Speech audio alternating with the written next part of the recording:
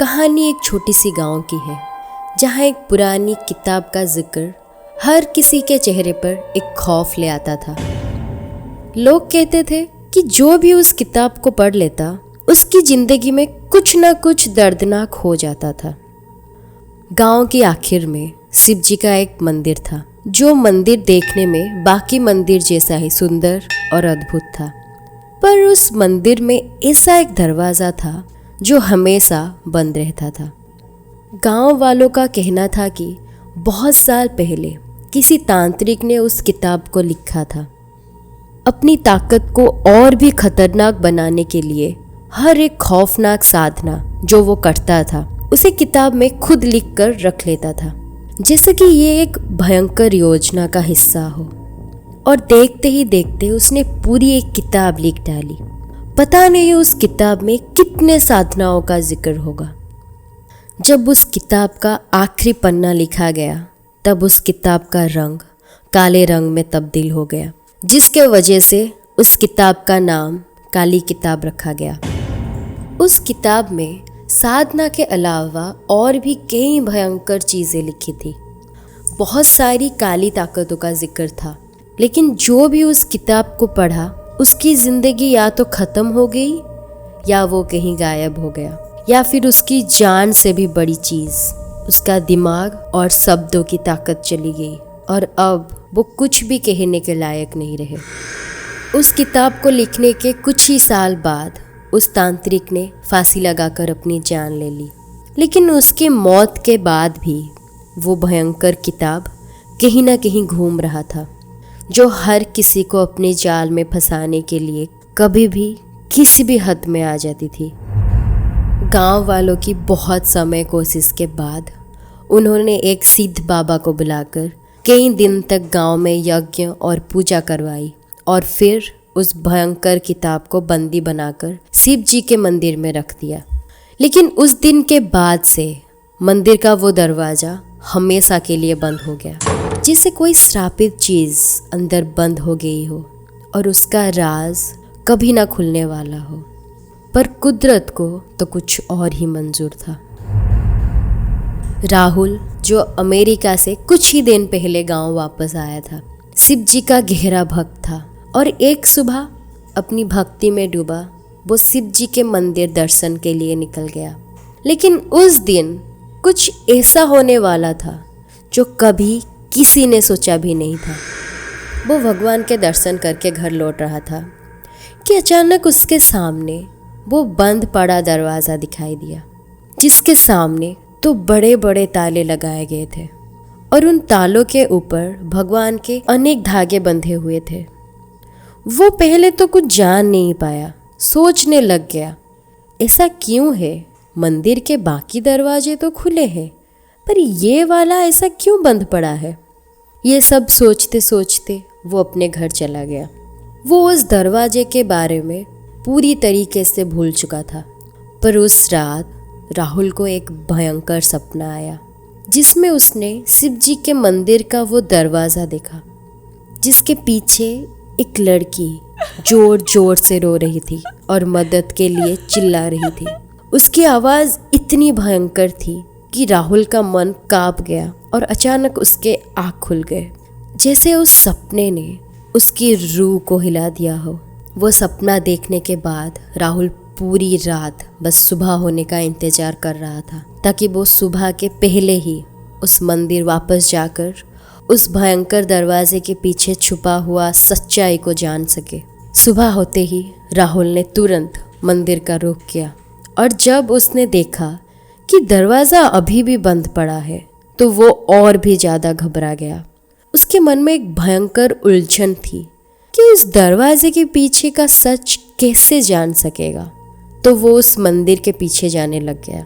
उस कमरे के पीछे हिस्से में एक खिड़की थी, लेकिन वो पूरी तरह से लोहे के छोटे छोटे प्लेट से ढकी हुई थी, ताकि कोई भी उस खिड़की के जरिए अंदर ना जा सके।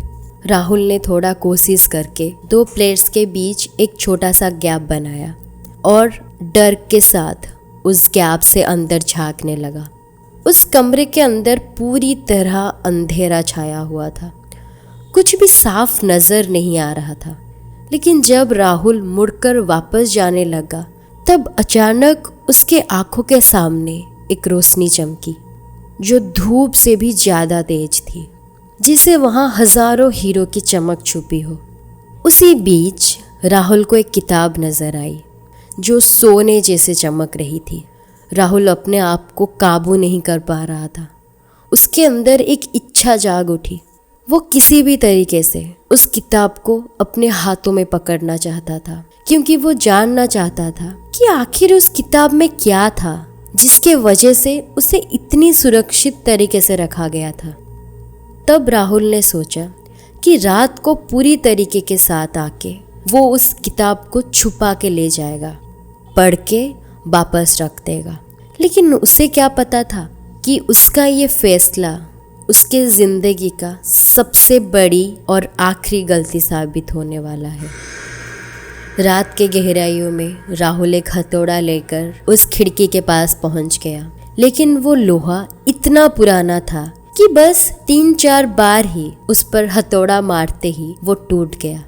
अभी तक वो किताब चमक रही थी, उसका रंग भी सोने जैसा था। उस और राहुल मन ही मन बड़ा खुश हो रहा था। जैसे ही वो उस खिड़की के अंदर गया, बादल जोर जोर से कड़कने लग गए। आंधी तूफान के साथ बारिश होने लग गई, जैसे कोई अनहोनी हो गया हो। पर राहुल उस सब से अनजान था।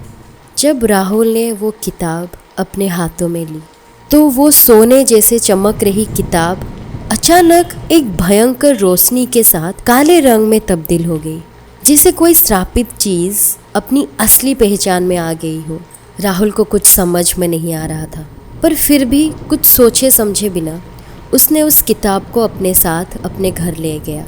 सबके सो जाने के बाद वो छुप छुपा के उस किताब को पढ़ने लग गया। उस किताब में सब कुछ काले अक्षरों में बड़ी अजीब भाषा में लिखा हुआ था। एक एक पन्ने पे बड़े बड़े राक्षसों का चित्र बनाया हुआ था। राहुल आधी रात तक वो किताब पढ़ने की, समझने की कोशिश कर रहा था और पढ़ते पढ़ते उसका आँख लग गया।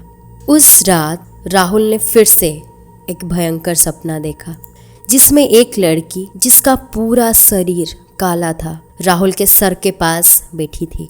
वो कुछ भयंकर मंत्रों का जाप कर रही थी और अचानक उसने राहुल के सर को पकड़कर उसे पीछे की ओर घुमा दिया और तभी राहुल की आँख खुल गई। वो पूरी तरीके से काँप रहा था। उसने अपनी जिंदगी में कभी भी ऐसी भयंकर सपना नहीं देखा था जो उसकी रूह को इस तरह से कांपने पर मजबूर कर दे। और तभी उसकी नज़र उस किताब में पड़ी जो कि चमक रही थी, पर इस बार उसका रंग काला ही था। सुबह राहुल की तबीयत खराब होने लग गई। उसको कुछ अच्छा नहीं लग रहा था, तो वो अपने कुछ दोस्तों को मिलने चला गया। बातों बातों में राहुल ने अपने दोस्तों से मंदिर के बंद दरवाजे के बारे में पूछा। उनकी बातें सुनते ही उसके पैरों तले जमीन ही खिसक गई। राहुल के चेहरे का रंग ही उड़ गया था। उसको पता चल गया था कि जाने अनजाने में उसने बड़ी गलती कर दिया है। राहुल का ये हालत देख के सारे दोस्त पूछने लग गए, राहुल, क्या तुम उस कमरे में गए थे? क्या तुमने उस किताब को छुआ? राहुल के पास इस सब का कोई जवाब नहीं था। वो अपने घर के तरफ भागा और उस किताब को लेके उसी मंदिर में उसी दरवाजे के पीछे रखने का फैसला किया। पर वो जब मंदिर में पहुंचा उसको वो दरवाजा मिला ही नहीं, मानो जैसे वहां कभी कोई दरवाजा हो ही नहीं। तब उसे पता चल गया था कि ये सब उसी किताब का प्रकोप है। उसने राहुल की आंखों में इतना धुंधलापन भर दिया था कि अब उसे वो दरवाजा नजर ही नहीं आ रहा था।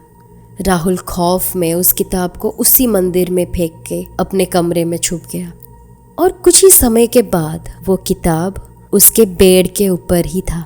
अब राहुल को अपने दोस्तों की सारी बातें सच लगने लग गई थी और वो खौफ से भर गया था। तभी उसके सामने एक बड़ी अजीब सी दिखने वाली लड़की आके खड़ी हो गई। कमरे के चारों ओर काला साया भटकने लग गए, चारों ओर धुंधला धुंधला सा हो गया।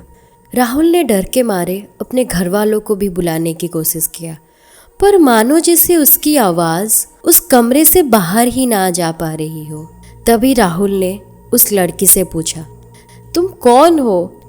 वो प्रेत ने खामोशी से जवाब दिया, मैं वही हूँ जो तेरे सपनों में आई थी। तेरे दिल में जो डर है वही मेरा रूप है। अगले दिन राहुल कहीं लापता हो गया था। गांव में एक डर खौफ का माहौल बन गया था।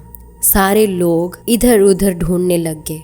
तभी दोस्तों को याद आया कि राहुल वो दरवाजे के बारे में पूछ रहा था। तो सारे गांव वाले उस दरवाजा तोड़कर अंदर गए और उनके सामने राहुल की लाश पड़ी हुई थी। उसका सर उल्टा हो गया था, हाथ पैर से खून निकल रहे थे और पूरा शरीर काला पड़ गया था और वो किताब गायब था। तो हमारा आपसे बस इतनी सलाह रहेगी, किसी भी चीज़ की अस्तित्व जाने बगैर उसको मत छेड़ा करिए, वरना ऐसा कुछ आपके साथ भी हो सकता है।